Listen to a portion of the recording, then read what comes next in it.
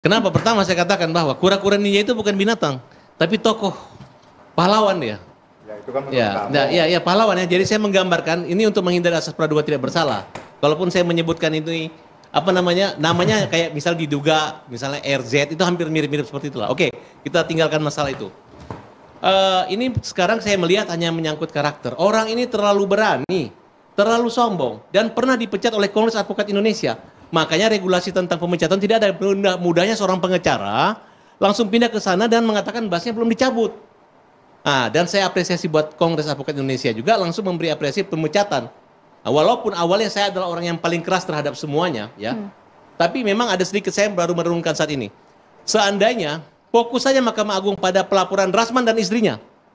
Karena Rasman dan istrinya lah yang mengatakan katanya ini masuk angin segala macam membuat keonaran. Sedangkan Firdaus ini tidak perlu lagi dipidana dia. Kenapa? Karena sudah dipecat. Dipecat gitu. Makanya kayak misalnya hakim melakukan ribut, apakah hakim langsung hakimnya saya laporkan ke polisi juga? Tidak kan? Tetap melalui komisi yudisial, melalui Bawas Mahkamah Agung. Nah, itu menurut saya, karena ini kita sebagai lawyer, kita juga sekarang nggak boleh lagi penjarakan lawyer gitu. Karena lawyer ini punya hak imunitas, ya walaupun secara etis tidak. Karena Rasman ini rekam jejaknya memang dari awal semua teriak ngamuk. Saya aja kalau marah-marah, saya pernah buka puasa orang tua saya, dia ngamuk. Parat, kamu ini begini. Kamu tidak punya istri, tidak punya rumah, segala macam menghina, memang repot seperti perempuan, Bang.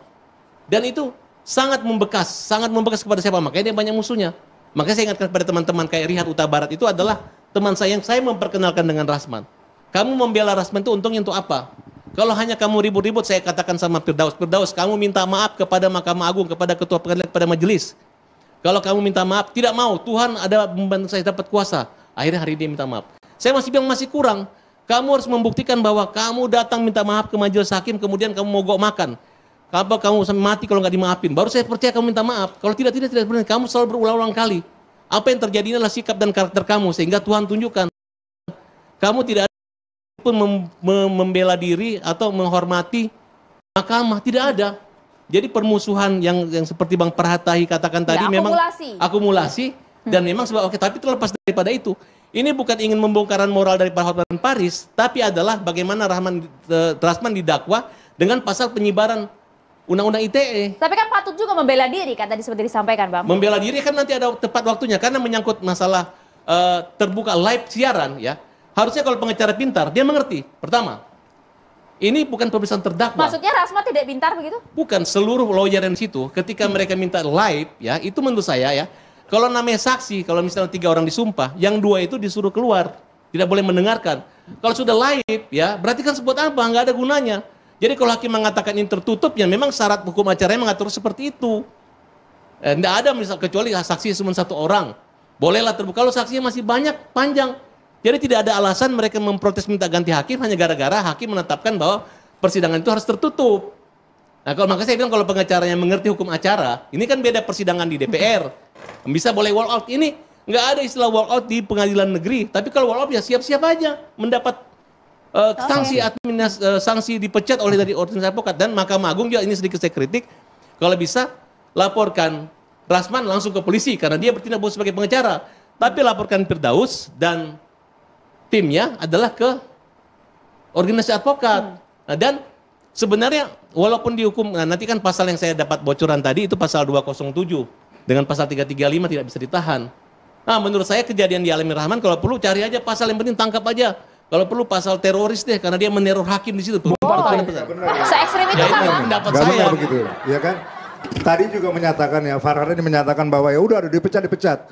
Kita ini anggota organisasi apa bukan? Kita menundukkan diri dalam satu organisasi profesi supaya kita diayomi. Katakanlah memang Firdaus, saya nggak bela. Kalau memang terbukti memang pelanggaran konten demokrat, silakan aja. Tetapi tindakan daripada organisasi langsung melakukan pemecatan tanpa melalui peradilan kode etik, ini menyalahi. Ya, Ferdi Sambo aja pembunuhan dilakukan juga, yang sudah begitu fatal dilakukan juga persidangan kode etiknya. Ini masih punya kesempatan, Bang. Justru, cuman maksud saya bilang itu udah benar. Kalaupun dipecat kan dia masih punya melalui kongres segala macam pembelaan diri. Ya nggak bisa lagi, udah lewat dong. Sudah dipecat, SK-nya sudah ditandatangani bagaimana? Masih bisa. Mereka harusnya bisa kan prosesnya gugatan. dijalanin dulu baru SK-nya dikeluarin. Enggak, itu bukan bisa SK dikeluarin saja. baru Berarti ada mau dijalankan. kelemahan daripada Gimana? organisasi. Tapi mereka ini, gini contoh. Ketua Mahkamah Agung memerintahkan agar mereka dilaporkan pidana, ngamuk, malah ngejek, maki-maki di gedung Mahkamah Agung tempat dia mengadu. Harusnya kita sebagai seorang pengacara membantu minta hakim menghukum atau membebaskan. Ini terbalik.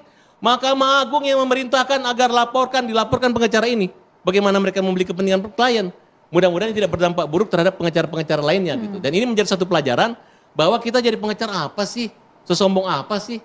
Saya Ya, aja kalau itu sepakat, tapi artinya kan juga Anda jangan menuduh. Kayak tadi saya katakan, janganlah mencap orang, menyamakan seseorang dengan istilah-istilah binatang. Tapi Farka tadi mengatakan kura-kura ninja itu istilah, itu kan menurut kamu.